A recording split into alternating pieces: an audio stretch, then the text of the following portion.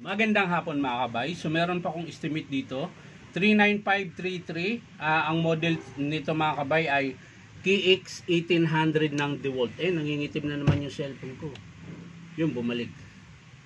So ito mga kabay, last ko na repair nito ay 2020. Ayan.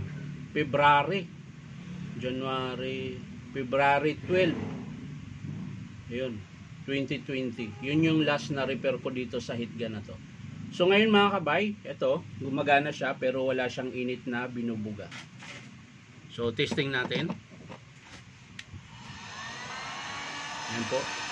Wala po siyang bumubuga dito. Oh. Kahit hawakan ko, hindi mainit. Lagay natin sa 2. Ganun pa rin. Ayan. So wala siyang baga. Ayan, hindi siya nag-iinit. So, tingnan natin mga kabay, buksan natin. Ayan. Pag mga ganito mga kabay, maaring putol yung element. Ayan.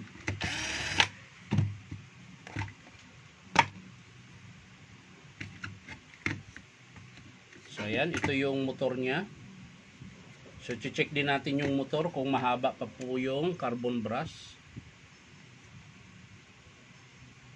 So, mga kabay, mahaba pa. So, wala pong problema dito. So, switch, ganun din po. Wala rin problema. So, dito po talaga siya sa kanyang element. Ayan. So, tingnan natin kung saan banda na putol. Ayun.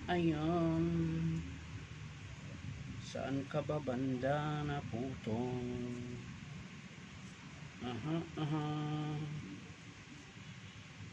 Ayan. So, nandun sa gitna.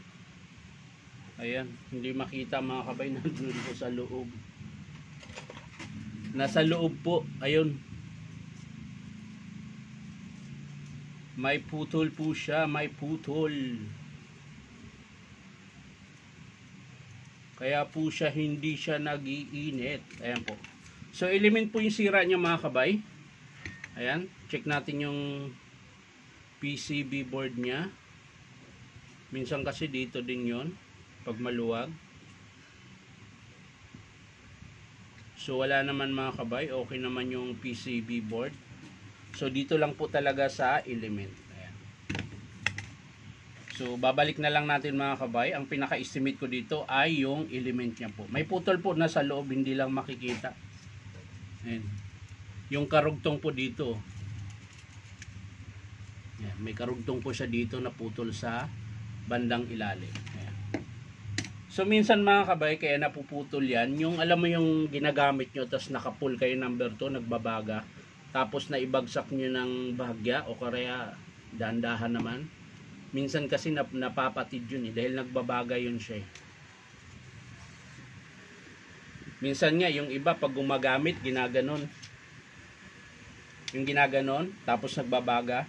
Yun, isa din yung dahilan kung ba't napatid. Dapat ang gamit ng mga kabay pag ganun lang. Ganyan. Yan. Huwag mong alugin yung unit. Hindi pwedeng ganun. Yung ginaganon minsan nila. Yan, dapat ganun lang. Habang nagbabaga. Pero kung hangin lang yung binubuga, yung medyo mainit lang, okay lang yun kasi hindi naman siya nagbabaga yung element. Yan. Pero kung meron kayong tinutunaw o kaya pinapatuyo na kung ano man yung pinapatuyo nyo, dapat ganun lang. Yan. Hindi siya pwedeng igaganon-ganon. Yun din po yung dahilan kung bakit napuputol yung element. So ito mga kabay, babalik na lang natin. Ayan. So, yun na po yung estimate ko mga kabay ay element lang po. Ayan, yung switch niya, okay pa naman. So, hindi na natin idama yung switch.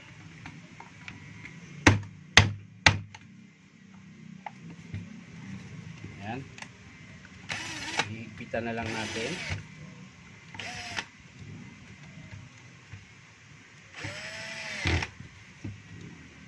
Wala pala yung ano. Yun.